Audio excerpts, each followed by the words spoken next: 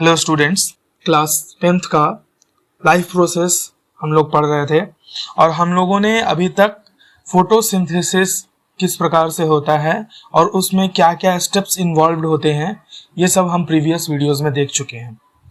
तो अगर आप लोगों ने अभी तक पार्ट 1 और पार्ट 2 का वीडियो नहीं देखा है तो आप जाइए, पहले पार्ट 1 का वीडियो देखिए, देन पार्ट 2 देखिए और तब जाकर के जब आप पार्ट 3 का ये हमारा वीडियो देखेंगे तो आपको अच्छे तरीके से सभी चीजें समझ में आएंगी।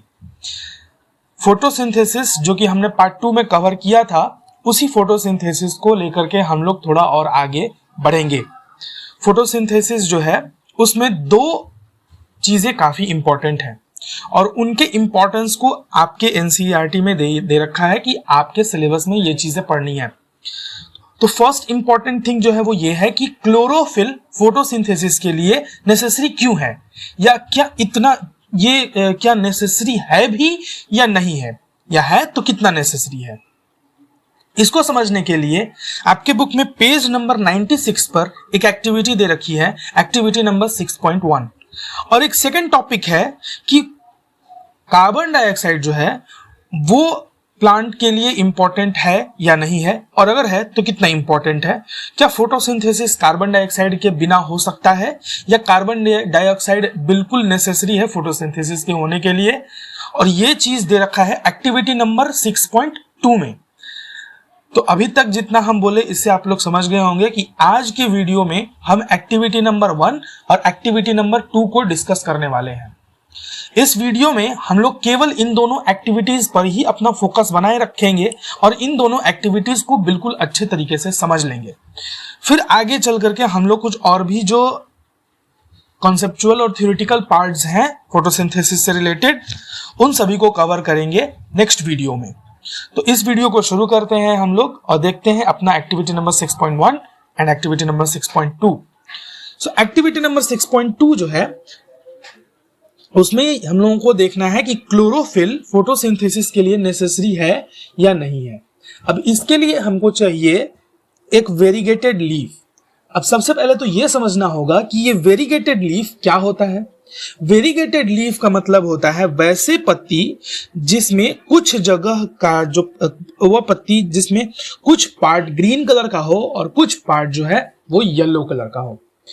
अब ये ऐसा क्यों हो जाता है, ये पत्ती जो है उसमें कुछ पार्ट ग्रीन क्यों है, कुछ येलो क्यों है, इसको समझने के लिए आपको समझना पड़ेगा कि क्लोरोफिल जो है वो एक ग्रीन पिगमेंट है। Chlorophyll is nothing but a green pigment. So chlorophyll is green pigment. तो आप लोग इससे ये तो समझ गए होंगे कि ग्रीन पिगमेंट है, इसका मतलब ये कि ये जहां जहां रहेगा वहां वहां का कलर क्या होगा, ग्रीन होगा। इसका मतलब कि पत्ती में जहां जहां ग्रीन है वहां वहां क्लोरोफिल प्रेजेंट है, बट जहां जहां येलो कलर के पैचेस हैं उन जगहों पर क्लोरोफिल प्रेजेंट नहीं है। तो हम लोग इस चीज में ये चीज भी समझ सकते हैं कि इसका मतलब ये है, थ्योरी क्या कहता है कि जहां जहां क्लोरोफिल होगा वहां वहां फोटोसिंथेसिस हो रहा होगा, और जहां जहां क्लोरोफिल नहीं होगा वहां वहां फोटोसिंथेसिस नहीं हो रहा होगा। तो इसी थ्योरी के बेसिस पर ये एक्टिविटी हम लोगों को करना है, और स्टार्च टेस्ट जो है वो इसी थ्योरी के बेसिस पर होता है। असल में हम लोग स्टार्च टेस्ट करते हैं ये चेक करने के लिए कि प्लांट में किस जगह पे स्टार्च प्रोड्यूस होता है और किस जगह पर नहीं। अगर आप लोगों को याद होगा तो फोटोसिंथेसिस के प्रोडक्ट में से एक प्रोडक्ट ग्लूकोज था, और ग्लूकोज जो है वो एक कार्बोहाइड्रेट है, स्टार्च है। तो अगर कोई प्लांट का कोई पार्ट फोटोसिंथेसिस कर रहा है, इसका मतलब कि वहां पर ग्लूकोज का फॉर्मेशन हो रहा होगा, और अगर ग्लूकोज का फॉर्मेशन हो रहा होगा तो स्टार्च टेस्ट में उसका रिजल्ट पॉजिटिव आएगा। तो हम लोगों को क्या क्या स्टेप्स करने हैं ये हम लोग देखते हैं। पहले तो वेरीगेटेड लीफ को, पूरे पौधे को, पूरे प्लांट को डार्क रूम में यानी कि अंधेरे कमरे में रख देना है। इस अंधेरे कमरे में रखने से होगा ये कि प्लांट को सनलाइट नहीं मिलेगा, और सनलाइट ना मिलने की वजह से यहां पर फोटोसिंथेसिस नहीं होगा। यहां पर जब फोटोसिंथेसिस नहीं होगा उसके बाद जाकर के इसको फिर निकालना है, और कितने दिन तक रखना है डार्क रूम में, लगभग 2 दिन, लगभग 2 दिन या 3 दिन आप डार्क रूम में इसको रख दीजिए। फिर निकालिए उसको और सनलाइट में, सूर्य की रोशनी में 6 घंटे रखिए। अब क्या होगा, अब फोटोसिंथेसिस कुछ हद तक हो जाएगा। फिर इसमें से हमको एक पत्ती तोड़ना है और उसको इस तरह के एक टेस्ट ट्यूब के अंदर डाल देना है। टेस्ट ट्यूब में हमको अल्कोहल डाल लेना है। इस टेस्ट ट्यूब को एक बीकर में रखना है उस तरह से कि बीकर में अंदर पानी भरा हो और ये जो अल्कोहल है ये बीकर के बॉटम सरफेस को टच नहीं करना चाहिए। ये अल्कोहल जो है, ये जो हमारा टेस्ट ट्यूब है, बीकर के टॉप बॉटम सरफेस को टच ना करे और फ्लेम है, जो आग है, उसके डायरेक्ट कांटेक्ट में भी नहीं आना चाहिए। यानी कि हमको अल्कोहल को डायरेक्ट गर्म नहीं करना है, बल्कि वाटर बॉयल करेगा और वाटर की हीट से अल्कोहल बॉयल करेगा और उसके साथ हमारा जो लीफ है वो बॉयल हो जाएगा। ये अल्कोहल के साथ इसको बॉयल करने का पीछे का मकसद क्या है?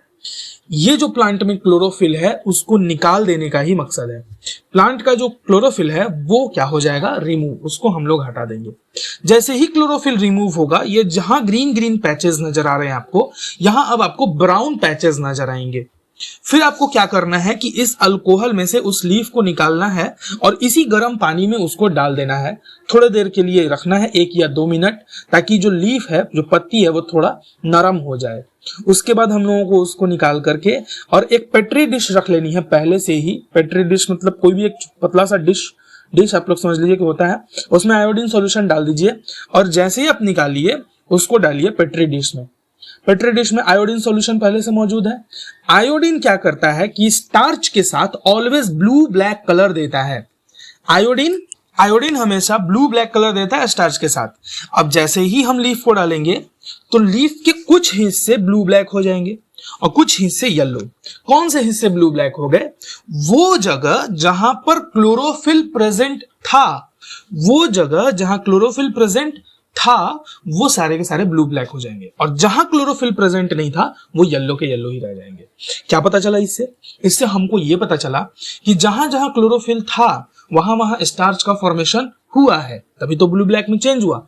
और जहां जहां क्लोरोफिल नहीं था वहां पर स्टार्च का फॉर्मेशन नहीं हुआ है, फोटोसिंथेसिस नहीं हुआ है। स्टार्च का फॉर्मेशन हुआ है तो आयोडीन तो कलर चेंज करेगा। तो जहां जहां क्लोरोफिल था वहां वहां पर स्टार्च का फॉर्मेशन हुआ है और स्टार्च का फॉर्मेशन तभी होता है जब फोटोसिंथेसिस होता है।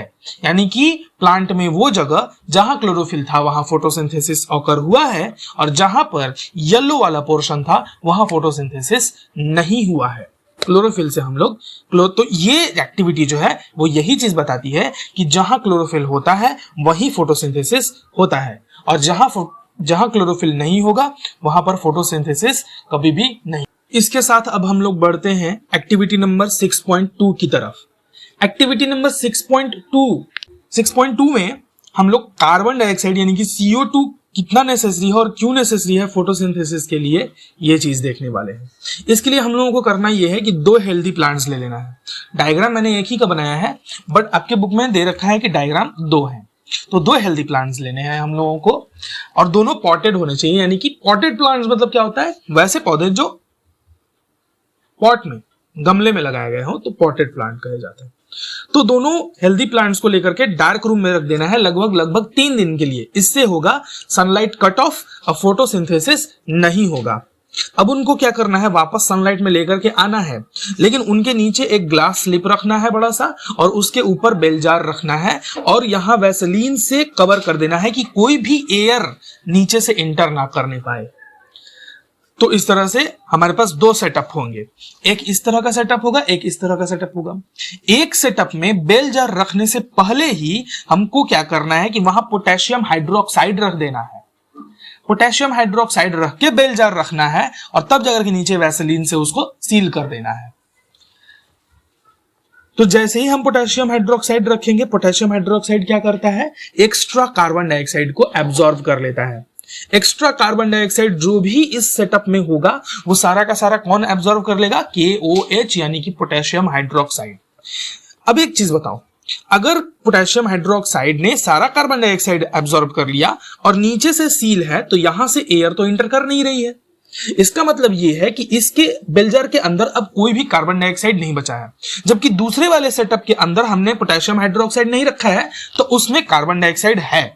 इसका मतलब यह है कि इस वाले में फोटोसिंथेसिस हो सकता है क्योंकि यहाँ पर कार्बन डाइऑक्साइड मौजूद है, लेकिन इस वाले में फोटोसिंथेसिस नहीं होगा क्योंकि इसमें कार्बन डाइऑक्साइड मौजूद नहीं है। तो इस तरह के सेटअप करने के बाद 6 घंटे तक फिर से सनलाइट में रखो, फिर उसमें से एक पत्ती तोड़ो, 6 घंटे बाद एक पत्ती तोड़ो दोनों में से, और दोनों का स्टार्च टेस्ट करो। जब स्टार्च टेस्ट करेंगे तो हमको खुद ही पता चल जाएगा कि किसमें स्टार्च बन रहा है, किसमें नहीं बन रहा है। जिसमें बन रहा है यानी कि उसने फोटोसिंथेसिस किया, जिसमें नहीं बना यानी कि उसने फोटोसिंथेसिस नहीं किया।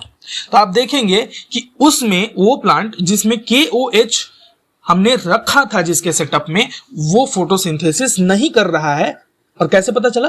क्योंकि उसका जो लीफ है, उसका जो पत्ती है, वो ब्लू ब्लैक कलर में चेंज नहीं होगा। इससे हम लोगों को यह पता चल गया कि कार्बन डाइऑक्साइड जो है वो भी नेसेसरी है फोटोसिंथेसिस होने के लिए। तो होप आपको दोनों एक्टिविटीज अच्छे तरीके से समझ में आ गई हो। आप दोनों एक्टिविटीज को अच्छे तरीके से समझ लीजिएगा, और अगर किसी तरह की डाउट और क्वेरी होगी तो कमेंट में आप जरूर हमको बता दीजिएगा। एक्टिविटी नंबर 6.1 और 6.2 को हम यहां अपने वीडियो में एक्सप्लेन कर दिए हैं। इसके रिगार्डिंग 2 वीडियोस के लिंक मैंने डिस्क्रिप्शन में दे रखे हैं। एक्टिविटी नंबर 6.1 के लिए एक लिंक है और एक लिंक 6.2 के लिए है। आप लोग अगर चाहें तो उन वीडियोस को जाकर के देख सकते हैं। उन वीडियोस में ये एक्टिविटीज प्रैक्टिकली करके दिखाए गए हैं, तो आपको उससे ज्यादा समझ में आएगा। मिलते हैं तब तक नेक्स्ट वीडियो में। हम लोग नेक्स्ट वीडियो में स्टोमाटा वगैरह के बारे में पढ़ेंगे। मिलते हैं नेक्स्ट वीडियो में, तब तक के लिए गुड बाय।